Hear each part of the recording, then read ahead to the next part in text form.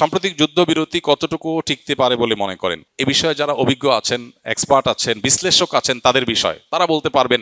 যারা এই জাতীয় বিষয়গুলোকে অ্যানালাইসিস করে থাকেন, সে সমস্ত গবেষকদের, বিশ্লেষকদের কাজ। ভূ রাজনীতি যারা বুঝেন, চলমান পরিবেশ পরিস্থিতি সম্পর্কে যারা অনেক বেশি ওয়াকিফাল, তারা ভালো করে এগুলো ব্যাখ্যা করতে পারবেন। তবে ঈমানদার হিসাবে আমরা আল্লাহ তাআলার কাছে সবসময় যুদ্ধ বন্ধের কামনা করব। নবী করিম সাল্লাল্লাহু আলাইহি সাল্লাম তিনি আমাদেরকে নির্দেশ করেছেন, লা তাতামান্নাউ লিকা আল আদু ওয়াসআলুল্লাহ আল আফিয়া।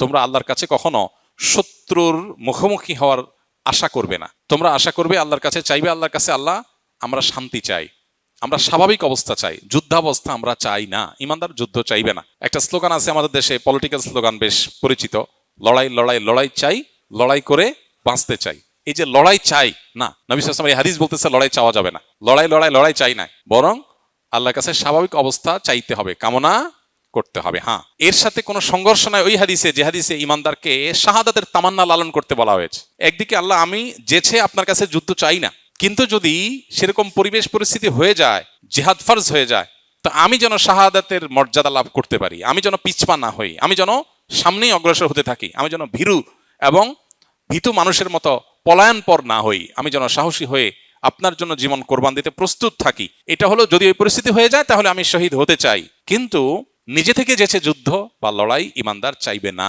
অতএব আমরা দোয়া করি আল্লাহ রাব্বুল আলামিন যুদ্ধবিরতিকে আল্লাহ তাআলা স্থায়ী যুদ্ধবিরতিতে বা স্থায়ী যুদ্ধ বন্ধে আল্লাহ তাআলা রূপদান করুক। যত বেশি শক্তি আছে আল্লাহ তাআলা তাদের আগ্রাসন থেকে বিশ্ববাসীকে স্থায়ী স্বস্তি এবং মুক্তি দান করুক, আমরা দোয়া করি। এবং সেই সাথে নবী সাল্লাল্লাহু আলাইহি ওয়াসাল্লামের সেই নির্দেশনা মোতাবেক আমরা লড়াই নয় বরং স্বাভাবিক অবস্থা আল্লাহর কাছে চাইবো, কিন্তু লড়াই আবার বাস্তবতা বিদায় সেটা মাথায় রেখে যদি কখনো আমাকে জীবন বাজি রাখতে হয়, আমি সেটার জন্য প্রস্তুতি গ্রহণ করব, ইচ্ছা পোষণ করব, স্বপ্ন লালন করব, সেটা আমাকে করতেই হবে। যে মুসলমান, যদি আল্লাহর প্রতি আমার ঈমান ঠিকই থাকে, তাহলে আমাকে তামান্না শাহাদাতেরই লালন করতে হবে। কারণ আখিরাতে শর্টকাট ওয়েতে আপার ক্লাসে যাওয়ার রাস্তা হলো শাহাদাত। বিধায় সেটা আল্লাহর কাছে আমাদের তামান্না থাকতে হবে। আল্লাহ আমাদেরকে সেটা তৌফিক দান করুন, সেই সৌভাগ্য আল্লাহ তাআলা আমাদের সবাইকে নসিব করুন। আলী রাদিয়াল্লাহু তাআলা তার ছেলেকে নসিহা করেছিলেন যে তুমি কোন শত্রুকে ডেকে লড়াইয়ের জন্য আনবা না, কিন্তু কেউ তোমাকে যদি ডেকে বের করে তাহলে পিছপাও হবে না। তাহলে এখানে অত্যন্ত চমৎকার সমন্বয় আমরা দেখতে পাই। আবার দোয়া করি আল্লাহ রাব্বুল আলামিন বিশ্বের এই যত রকমের অশান্তি আছে এগুলো দূর করে আল্লাহ তাআলা বিশ্ববাসীকে পরিপূর্ণ এবং স্থায়ী শান্তির পথে পরিচালিত হওয়ার তৌফিক দান করুন।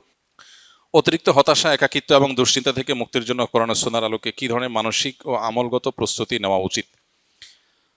হতাশা, একাকিত্ব, দুশ্চিন্তা এগুলো এখন আমাদের সমাজের একটা কমন বিষয়ে পরিণত হয়েছে। মজার বিষয় হলো, এ বিষয়ে যারা এক্সপার্ট আছেন, যারা সাইকোলজি নিয়ে কাজ করেন, তাদের অনেকের বক্তব্য হলো ডিপ্রেশন এটা বড় লোকের রোগ, এটা কোনো গরিবের রোগ না। গরিব মানুষ সাধারণত তার সময় কাটে না, ভালো লাগে না, দুশ্চিন্তা, ডিপ্রেশন আছে, এরকম গরিব মানুষের মধ্যে পাওয়া খুব একটা যায় না। তার হয়তো অসুখের কষ্ট আছে, অন্য কোনো পেরেশানি আছে, ধার দেনার পেরেশানি আছে, তার হয়তো রিজিক নিয়ে পেরেশানি আছে, কিন্তু কোনো কারণ ছাড়া ডিপ্রেশন, সময় কাটে না, ভালো লাগে না কিছু, একাকিত্ব, নিঃসঙ্গ, এই জাতীয় ডিপ্রেশন যেটা, এটা সাধারণত বড়লোকি রোগ। পৃথিবী যত উন্নতির দিকে অগ্রসর হচ্ছে, বাহ্যিক এবং খোলা চোখে যে উন্নতির দিকে আমরা এগিয়ে যাচ্ছি, এগুলোর সাইড এফেক্ট হিসেবে এমন অনেক বিষয় আছে যেগুলো আমাদেরকে ধ্বংসের অতলতলে নিয়ে যাচ্ছে। এর মধ্যে একটা হলো এটা, পৃথিবীতে যেই অঞ্চল, যেই এলাকার মানুষ যত বেশি উন্নত, যত বেশি অগ্রসর, তাদের ডিপ্রেশনের পরিমাণও তত বেশি, তাদের মধ্যে আত্মহত্যার প্রবণতা অনেক বেশি। ডিপ্রেশন সাধারণ মানুষ তো বটে, শিশুদেরকে পর্যন্ত ডিপ্রেশন পেয়ে বসছে। তো একজন ঈমানদার, প্রথম কথা হলো তিনি সর্বাবস্থায় আল্লাহ রাব্বুল আলামিনের জিকির এবং স্মরণ নিজের মধ্যে জাগরুক রাখবেন। এটা হলো দুশ্চিন্তা মুক্তির সবচেয়ে বড় এবং প্রধান উপায়।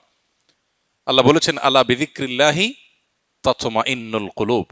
আল্লাহর জিকির এবং স্মরণ, এটা দিয়ে যদি কেউ সদা তার অন্তরকে জাগ্রত রাখে, আল্লাহর সাথে যদি কেউ কানেক্টেড থাকে সব সময়, তাহলে তার অন্তর প্রশান্ত থাকবে, স্থির থাকবে, ডিপ্রেশন তার অন্তরকে পাবে না।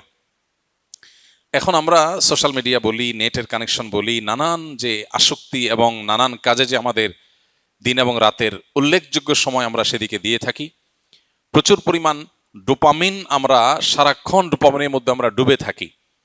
সোশ্যাল মিডিয়াতে কোনো আনন্দ, কোনো বেদনা, যেগুলো আমাদেরকে সর্বমুহূর্তে আমাদের ফোকাসকে বিক্ষিপ্ত করে ফেলছে। কখনো আমরা একটা নিউজ দেখে আনন্দিত হয়ে যাচ্ছি, কখনো আরেকটা নিউজ দেখে আমরা বেদনাহত হচ্ছি, কারো স্ট্যাটাস দেখে আমরা ক্ষুব্ধ হয়ে যাচ্ছি, কারোটা দেখে আমরা খুশি হয়ে যাচ্ছি। এই যে ছোট ছোট ডোপামিনগুলো, এগুলো আমাদের মন, মস্তিষ্ক, চিন্তাধারা এগুলোকে বিক্ষিপ্ত করে ফেলে। আমাদের ডিপ্রেশন বলি, দুশ্চিন্তা বলি, আমাদের ভালো লাগে না এই ভাব বলি, এটার অনেক বড় একটা কারণ হলো এই জায়গাটা। এর বিপরীতে একজন ইমানদার যখন আল্লাহকে স্মরণ করে, আল্লাহর স্মরণকে পরিপূর্ণভাবে নিজের মধ্যে জাগ্রত রাখে, সে ব্যক্তিকে আল্লাহ তাআলা অন্তরকে প্রশান্তি দিয়ে পরিপূর্ণ করে দেন। সাহাবা ইকরাম রিদওয়ানুল্লাহ তাআলা আজমাইন তারা ছিলেন সবচেয়ে বড় রোল মডেল এই আইটেমের।